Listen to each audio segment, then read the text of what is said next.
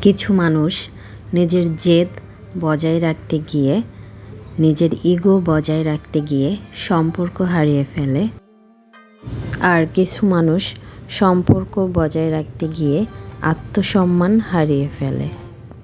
বিশ্বাসী ও যত্নশীল মানুষদের কখনো নিজের জেদ ও ইগো বজায় রাখতে গিয়ে হারিয়ে ফেলবেন না, তাহলে জীবনের সবচেয়ে মূল্যবান সম্পদ হারিয়ে ফেলবেন। স্বামী স্ত্রীর মধ্যে বেশিরভাগ সময়ই ঝগড়া হয় তৃতীয় পক্ষের কারণে।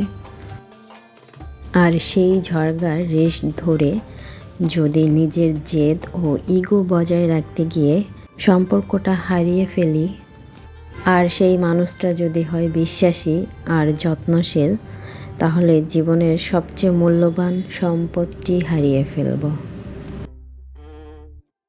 তাই আমাদের প্রত্যেকেরই উচিত সময় থাকতে ভালো সম্পর্কের মূল্যায়ন করা।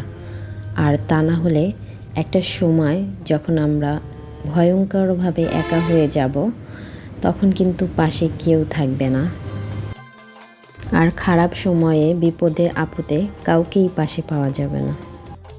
বিশ্বাসী ও যত্নশীল স্বামী সব সময় বিপদে আপদে তার স্ত্রীর পাশে থাকেন। আর প্রতিটি স্বামী স্ত্রীর মধ্যেই কখনো কখনো ঝগড়া বিভেদ হয়েই থাকে। তবে খেয়াল রাখতে হবে যেন ওই ঝগড়াটা এত দূর গড়িয়ে না যায় যে সম্পর্কে বিচ্ছেদ ঘটায়। আল্লাহর অশেষ রহমতে ভালো থাকুক পৃথিবীর সমস্ত স্বামী স্ত্রী, আর মৃত্যুর আগ পর্যন্ত একসাথে থাকুক। আমিন। আসসালামু আলাইকুম। আশা করছি আল্লাহ তাআলার অশেষ রহমতে সবাই অনেক ভালো আছেন। আজকে আমি রান্না করছি গ্যাসের চুলায়। আর গ্যাসের চুলায় কেন রান্না করছি সেটা আপনাদেরকে একটু পরেই দেখিয়ে দেব। তো আমি আগেই ভাত রান্না করেছি আর শাক ভাজি করেছি। আর এখন রান্না করব মাংস, পাখির মাংস, আলু আর পেঁপে দিয়ে। তো প্রেশার কুকারে সব মশলা দিয়ে একবারে সব পেঁপে, আলু, মাংস দিয়ে কিছুক্ষণ ম্যারিনেট করে রেখে তারপরে আমি পরিমাণ মতো পানি দিয়ে গরম মশলা দিয়ে একেবারে বসিয়ে দিয়েছি। তো এরপরে একটা সিটি দিলেই আমার মাংস রান্না হয়ে যাবে। প্রেশার কুকারে দেওয়ার কারণ হচ্ছে অল্প সময়ে রান্না হয়ে যাবে আর গ্যাসও কম পড়বে। আপনারা সবাই জানেন, যারা আমার ভিডিও দেখেন, যে আমি নর্মালি গ্যাসের চুলায় রান্না করি না বললেই চলে। সবসময় মাটির চুলাতেই রান্না করি। আর গ্যাসের চুলাটাকে বিপদের বন্ধু হিসেবে রেখে দিয়েছি, বিপদে আপদে যেন কাজে আসে সেই জন্য। আর এখন ঠিকই কিন্তু কাজে আসছে। তো এখন আমি আপনাদেরকে দেখিয়ে দিচ্ছি যে আমার মাটির চুলা ঘরের কী অবস্থা। তো এখানে একটা চুলা ছিল, এই চুলাটা ভেঙে ফেলেছি। এই চুলাটা নিয়ে ওই পাশে বসাইছি, আর ওই পাশের চুলাটা একদমই ভেঙে ফেলে দিছি, কারণ এখানে এই পাশে কিছু জিনিসপত্র রাখা যায়। আর যে ওইদিকে আমার র্যাকটা, মানে তাকের উপরে কিছু মাল সামান আছে, ওগুলো আর সরানো হয় নাই। আর বাকি যে এই পাশে থালাবাটি ধোয়া বা পানি টানি ফালানোর জন্য একটা হাউস করা হয়েছে।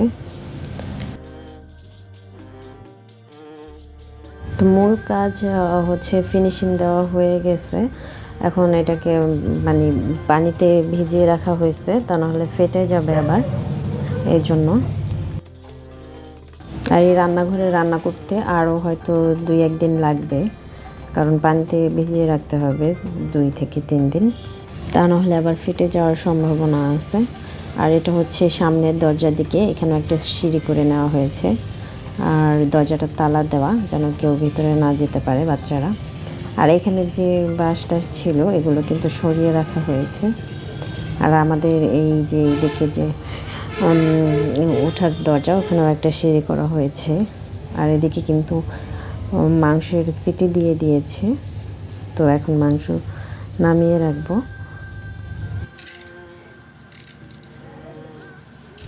এরপরে ডালটাও রান্না করব প্রেশার কুকারে, যাতে সময় কম লাগে। সো এর জন্য আমি ডালটা ধুয়ে তারপরে পেঁয়াজ, রসুন, মরিচ, হলুদ, লবণ, জিরা সয়াবিন তেল এগুলো দিয়ে মাখিয়ে নেব ভালোভাবে। তারপরে পরিমাণ মতো পানি দিয়ে আমি প্রেসার কুকারে গ্যাসের চুলায় উঠিয়ে দেব।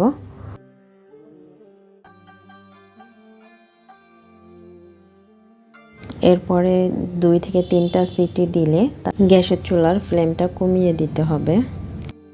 তো কমিয়ে রেখে প্রায় 10 মিনিটের মতো জাল করে তারপরে নামিয়ে নিতে হবে। আর পানি দেওয়ার পরে কিন্তু এই পর্যায়ে এসে লবণটা চেক করে নিতে হবে যে লবণ পরিমাণ মতো হয়েছে কি না, তারপরে গ্যাসে দিতে হবে।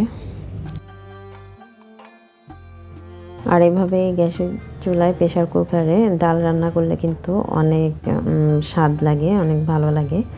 বিশেষ করে আমার শাশুড়ি এটা অনেক পছন্দ করে।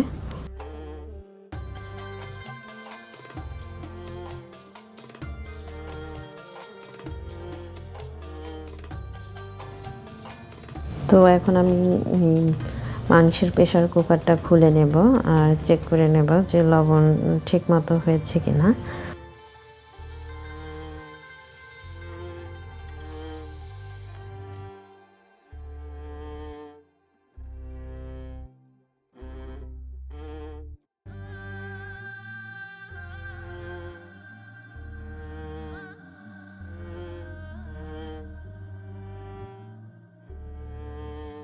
তো এই তো এখন আমি মাংস খেয়ে চেক করে নিলাম, আর খেতে খুবই ভালো লেগেছে।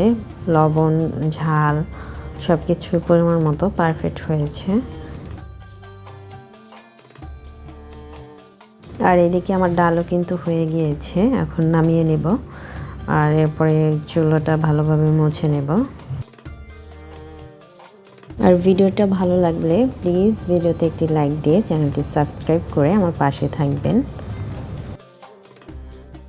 আর ভিডিওতে যদি কোনো ভুল ত্রুটি হয়ে থাকে তো সেটা অবশ্যই আমাকে কমেন্টের মাধ্যমে জানাতে পারেন। আমি চেষ্টা করব ভুলগুলো শুধরে নিয়ে আরও সুন্দর সুন্দর ভিডিও উপহার দেওয়ার জন্য আপনাদেরকে। সবাই অনেক ভালো থাকবেন। আল্লাহ হাফেজ। আসসালামু আলাইকুম।